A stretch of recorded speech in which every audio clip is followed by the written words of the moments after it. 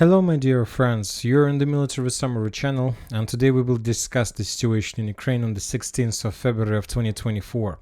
Today we have a lot of very interesting updates, details, progress on the ground, so let's start. And the most important updates are coming from the central, from the eastern and the southeastern part of Avdiivka. As you can see, I have adjusted the map.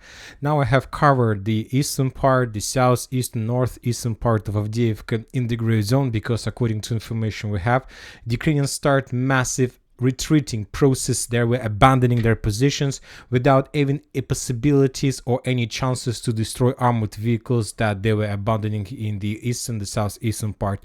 The Ukrainians basically are running away. They're moving to the central part, they're running to the ninth quarter for their lives, with the purpose to save their lives and to leave Avdiivka as soon as possible, or something like this. So this is the situation in the eastern part. We have some updates from different mappers, from different reports, that this is currently an ongoing process. The Ukrainians abandoning their positions and they're moving and trying to evacuate. Starting this morning, we received significant number of updates from the eastern part. We have like complete confirmation of control over the filtration station. As you can see, we have adjusted the map, and this report took place in the morning. And this is very important thing that when talking about at least the 16th of February, most of the reports about the progress on the ground first were received in the first half of the day, before the noon time of the local time, and the next wave of reports we start receiving after the sun went down, and now we start receiving the second batch of the most important updates. Another important thing we received in the previous let's say half of the day in the morning was that the Russians managed to establish control over the stronghold by the name of Cheburashka. On this video we can see the Russians who were establishing the flag somewhere below the bridge, which is obviously 100% confirmation of complete Russian control over this territory. And after that, after these two updates, we received some batch of piece of news regarding the fire bombings and so on. And according to information we have, just during the previous 24 hours, during the previous, let's say, 60 hours, the Russians attacked Avdiivka with around 300 FABs, and this is a significant number. There are no chances for the Ukrainians to survive after such a heavy pressure and so on. And according to information we have, as we discussed, the Ukrainians, most of the forces that were abandoned by their commanders in the were heading and are currently heading in the direction of the ninth quarter, because they still think that they have possibilities to use fields between Lastochkina, Severna and the ninth quarter as the only left evacuation road, but this is not true. You know that now there is this the current situation is that if I have possibilities to call the Ukrainians in the central part of Avdiivka and to stop them, I would do this, because I understand that if Ukrainians from filtration station, from the Tsarskaya Khota, from fortification from on the south of Kamyanka, knew about the situation in this area, of course they would already surrender to the Russians, because there are no chances for the Ukrainians to cross the fields. And obviously the upcoming night is the final night of Avdiivka, because during this night the Ukrainians will try to use the roads, will try to use the fields, and obviously this is not going to be something centralized, something, let's say, organized by the Ukrainian authorities. This is going to be just evacuation and running for their lives, and who survived is the winners. Who doesn't survive is the loser of this game of evacuation from Avdiivka. Furthermore, we continue receiving updates from the fields, and the Russians are saying that since the beginning of this morning of the local time, they were bombing this territory heavily with significant number of FABs and artillery, and they're not giving Ukrainians even a single chance to use this road. And we need to understand a few important things about this territory, because the Russians are waiting for upcoming night as well as the Ukrainians, because this is the only period of time when the Ukrainians have at least small chances for evacuation. At least the Ukrainians think like this. Obviously the Russians understand that there are no chances for them, and I'm trying to say that the battle for Avdiivka has ended. The physical battle for Avdiivka has ended. Now we are let's say at the beginning of political battle for Avdiivka. The Russians now currently the main purpose and the main goal of the Russians is not to establish control over Avdiivka, but to encircle and surround as many as possible soldiers. They can use them in the future as a very powerful argument in negotiations with Zelensky. Furthermore, with Ukrainian society, the Russians need to show the convoys of Ukrainians. They need to start another, let's say, political process or criminal process against the Ukrainians who were bombing Donetsk with multi-launch rocket systems, with artillery and so on. The Russians need this as air. This is the vital question for them. The Russians want to show the same picture as they shown us in Mariupol. For example, also, we have some updates from the central part, from this territory.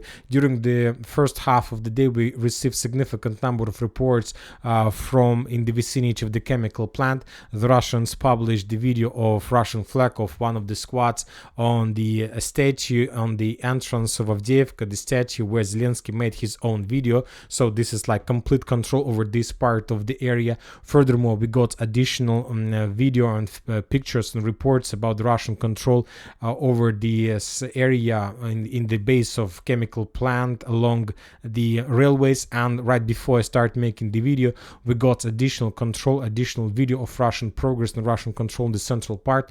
And as a result of offensive operation, the Russians established control over the central park, the hospital. So we see that the Russians see no resistance from the Ukrainian side, no barriers, no clashes. The Russians are just moving, and the only barrier they have is traps, mines, and some surprises that were left by the Ukrainians during the withdrawing process. So this is the situation in this area.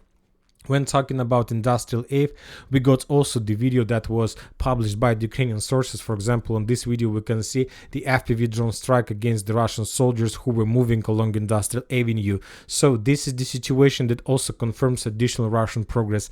And also, right start making the video, the sources reported about the fact that the Russians established control over this industrial plant also along Industrial Avenue. So we see no resistance from the Ukrainian side. And the biggest problem for the Ukrainians is that the Russians launched their offensive operation from the Tsarskaya Okhota, from former air defense base, from Oputna in direction of the 9th quarter, with the purpose to close the hat, to close Avdiivka cauldron, and to capture and surround as many as possible Ukrainian soldiers. Some sources have already reported about the ongoing clashes inside of the 9th quarter, and obviously this is going to be complete disaster. Currently, we don't know how many soldiers were abandoned by the Ukrainian commanders inside of Avdiivka. Maybe there are few thousands of soldiers, maybe there are 5,000 of soldiers, maybe 4.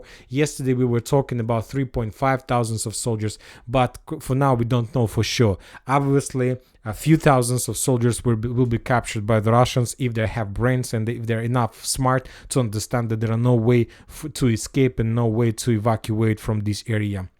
And you know that Avdiivka, the battle for Avdiivka, obviously is going to move in history as probably the biggest achievement of the Russian armed forces during the special military operation, at least during the previous 2 years of clashes, because now we have right and we have possibilities to compare the battle for Avdiivka with two main battles that took place in the previous phases of the special military operation. I'm talking about the battle for Mariupol and the battle for Bakhmut. And as you can see, the Russians use completely different approach with the comparison with the previous battles. The thing is, if we compare these three battles, the first things that comes to my mind, at least, that when talking about the battle for Mariupol and battle the Bakhmut, the Russians didn't have possibilities to announce the victory in those two battles until they established control over the last square meter of those cities, over the last building of those cities. We're talking about Mariupol, we're talking about Azovstal. And when talking about Bakhmut, until the Russians established control over the citadel, only after that they managed to announce about the victory and establishing complete control.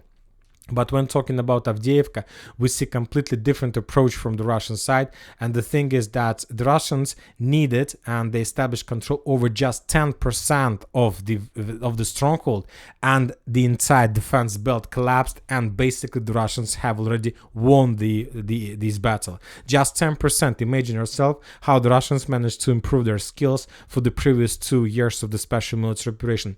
Another important thing, that this is the first offensive victory of of the current head of Russian army. We are talking about the Gerasimov, the commander-in-chief. This is he. This is it. This is Valery Gerasimov, the chief of the General Staff of the Armed Forces of the Russian Federation. This is his, let's say, second victory on his position. The first victory, we can say, the defense, let's say, when the Ukrainians were defeated during their greatest counter-offensive operation. That was his first victory. And Avdiivka is his second victory on his position. And once again, completely different approach. When talking about, let's say, the battle for Bakhmut, Prigozhin, the head of Wagner, spent significant number of resources. He was storming Bakhmut for around up to 1 year, a little bit less than 1 year, and of course only after taking under control the last building in the citadel, he had possibilities to announce about the victory. To tell the truth, when talking about Avdiivka, I believe that the Russians can announce the victory right now, because obviously the battle has ended. Now the Ukrainians try to run away and to save for their lives. And you know that today we also was published very interesting video by the Ukrainians. This video took place not today. Once again, let's take a look at this video from the beginning. This video took place a few days ago when the Ukrainians were running away from Avdiivka. And pay attention to this guy who is like in front of the screen. Take a look at his face and just mention how happy he was when he had the chance to evacuate. You see happy Ukrainians who were raising their let's say fingers, saying that everything is okay, that Avdiivka hell is behind of them. Take a look at his face once again. Just take a look at his eyes and how happy he is. And when I saw his face for the first time, I understand that even he in that situation didn't believe and wasn't for 100% sure that he managed to survive and managed to run away and to escape from Avdiivka. And when I saw his face for the first time, you know what came to my mind? I think that he thought something like this. And that's it for today.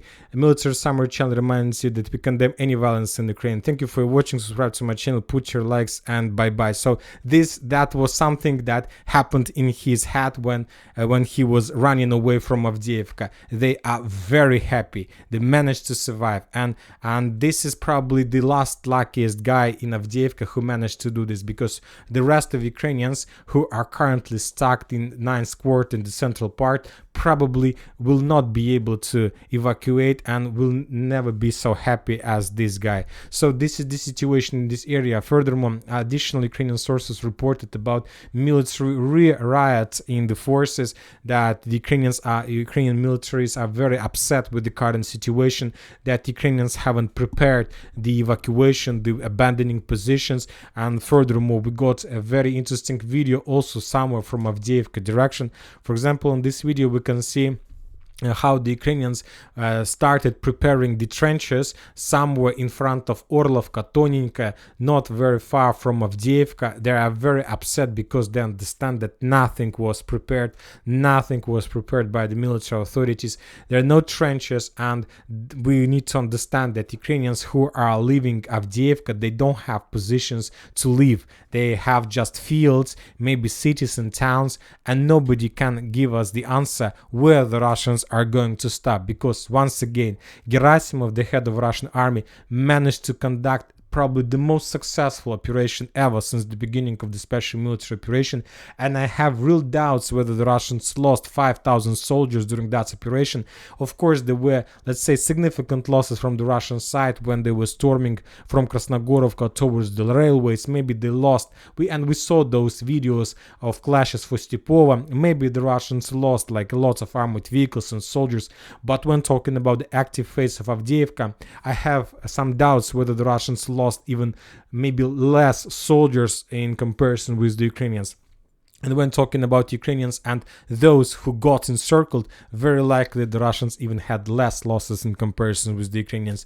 Once again, just during the previous 24 hours, we got report about the capturing of the stronghold to the south, filtration station, Cheburashka, Central Park and the hospital, Industrial Avenue, and the area in the vicinity of Brivno fortification. So it's done. It's already done. The battle for Avdiivka has ended.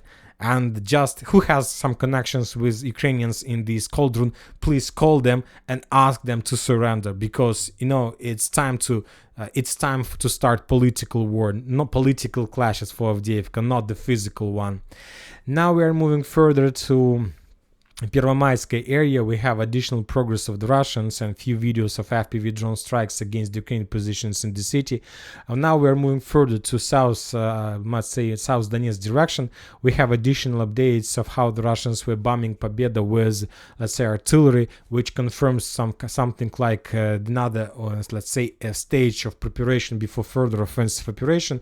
The Russians are about to launch the ground operation, and very likely the Ukrainians will not defend Pobeda. They will basically step back, and for many reasons, and one of the most important reason is that Ukrainians are tired. They can't continue war, they can't continue clashes. They are without any rotations for about 2 years. The Russians at least have some process. They rotate forces, they sign new contracts, they send fresh forces to the line of combat contact and tired forces back. So there is a process, and there is absence of this process in Ukraine. And for example, today we got very interesting and weird video from the same Pobeda direction. We see completely normal Ukrainian Leopard tank who stuck somewhere to the south of Pobeda. And the authors and people, when they saw this video, start saying that Ukrainians are so uncareful and they lost another tank without even battle or something like this. But if you ask my opinion, I see completely different picture.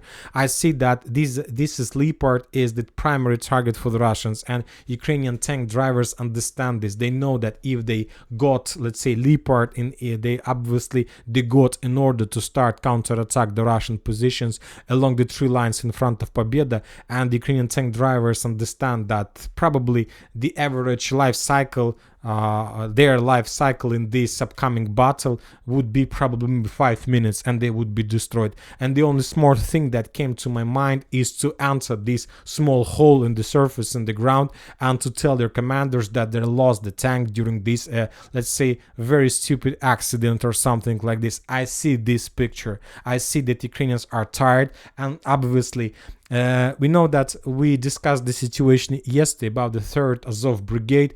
You know that 3rd Azov Brigade, regarding the fact that this is neo-Nazi brigade and something like this, they were the first brigade, elite brigade, one of the most experienced and powerful brigade in Ukraine, who, since the beginning of the special military operation, rejected to follow the Ukrainian orders. And first of all, it's not just like the case about the situation with brigade, it's like a real example for the rest of Ukrainian soldiers all over the line of combat contact. And who knows, maybe these poor tank drivers of Leopard made the same. They just took a decision to follow Azov brigade and to reject the order, and basically to ruin the tank, to leave these positions and to start running away. Who knows? We can't tell for sure. And the same situation about Novomikhailivka. Today, right before I start making the video, the Russians published the video of clashes and the storming process inside of the village. The video wasn't geolocated, but very likely that the storm process was made, the video of storm process was made somewhere in the farms or in this industrial area, or maybe somewhere here. So probably before the next video in the morning update, we will talk about significant further Russian progress in Novomikhailivka direction as well. Furthermore, now let's move to Bakhmut-Artyomovsk direction, where the Russians also continue their offensive operation. We have adjusted the map a little bit in the vicinity of Popovo Forest, because today we got additional video of how the Russians were FPV droning the Ukrainians with drones, which confirms that the Ukrainians still have some presence and some control over at least the part of Popovo Forest. But the Russians, as you can see, according to the videos and the concentration of fire, attacked the Ukrainians. And now we see the same story as we used to see between, let's say, strongholds between Bogdanovka and Popovo Forest. The Russians were bombing that territory and attacking that territory with FPV drones, and after, let's say, 40 days of clashes and bombings, they managed to establish control. Now we see the same story. If we increase the numbers of days since the beginning of February, we're gonna see that the Russians moved their concentration of fire exactly to this territory. So obviously, as we talked in the past, it will take another 40 days, and after that the Russians will get closer to Chasov Yar. But due to the common situation in the line of combat contact, maybe the Russians would complete this mission much more faster. When talking about Sever's direction, we have the first video probably for the previous 3 weeks. After a very long operational pause, the Russians published new video of storming process of Ukrainian positions along the railways. We see the Russian personnel carrier arrived to the railways, then the infantry landed, and after that there was a very heavy clashes for the stronghold, and as a result of that clashes, the Russians established control. We will not watch the video till the end because there were a lot of losses through among the Ukrainians. So we will, before the next video, we will adjust the map and we will color this territory as the area under Russian control. This video gives us few things. First of all, the Russians renew their offensive operation along the railways, and obviously they will continue movements further to the north in direction of Avdiivka and Avdiivka. And the next, let's say, few weeks, we're going to receive more and more updates from this territory. When talking about Limon direction, we haven't received anything, just one Ukrainian geolocation. We haven't received any updates about the Russian progress, but very likely that now all over the world is completely focused on Avdiivka, so that's why we will not receive anything until the end of Avdiivka, and after that the Russians will continue publishing updates from Zhiribets River, from Kupiansk direction, and so on. The same story about Kupiansk, no updates.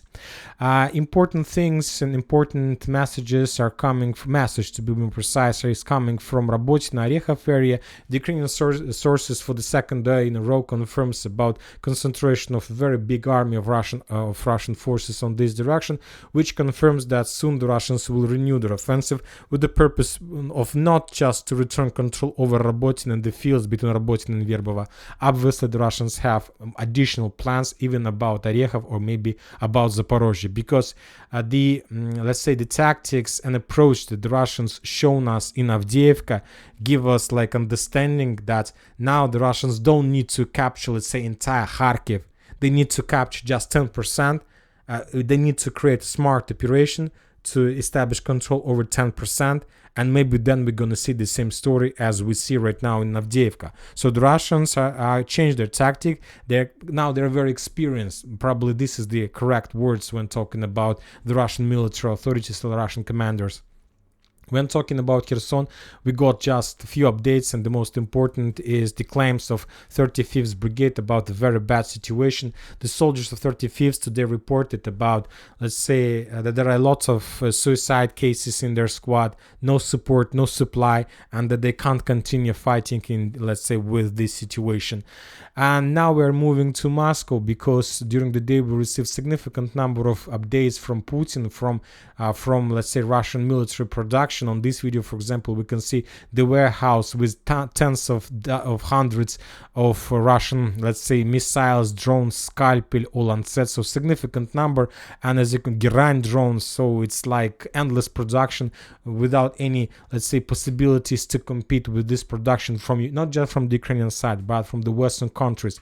On this video we can see just yesterday we were talking that the Russians complete production of another batch of T-80 tanks, and now we see another batch of T-90 and Terminator armored vehicles machines, so no chances. And when talking about Ukraine, what we have there, we have Zelensky arrived in Germany to sign like additional agreements with Germany, as let's say security agreements, and they managed to sign this agreement. Germany will support and provide Ukraine assistance till the time Ukraine is able to return control over the southern and the eastern part of Ukraine, according to official position. But if you ask my opinion, I managed to calculate at least 3 reasons why the Ukrainians why Zelensky visited Germany. Of course, the first one is to sign security agreement, and he signed with Scholz that agreement. The second reason is that Germany and Western countries took a decision to keep Zelensky during this difficult period of time as close as possible to the Western countries, just in, let's say, measure of security reasons, because after the fall of Avdiivka, nobody knows how the entire situation could be finished. Maybe even military riot or even strikes or whatever, military coup, everything could happen after the fall of Avdiivka. And not just of Avdiivka, of Novomikhailivka, Avdiivka, Ivanovska, Chasiv Yar. So that's why it is much more better to keep him as close as possible to the Western countries. And the third, probably the main reason, according to my understanding, as we discussed, Zelensky is going to have real legal power just till the end of March, and after that he is no longer the real president of Ukraine. He will prolong the status of his president chair by himself by signing additional the extent of martial law. So that's why we can't count him as a president. So that's why the Western countries try to create the base.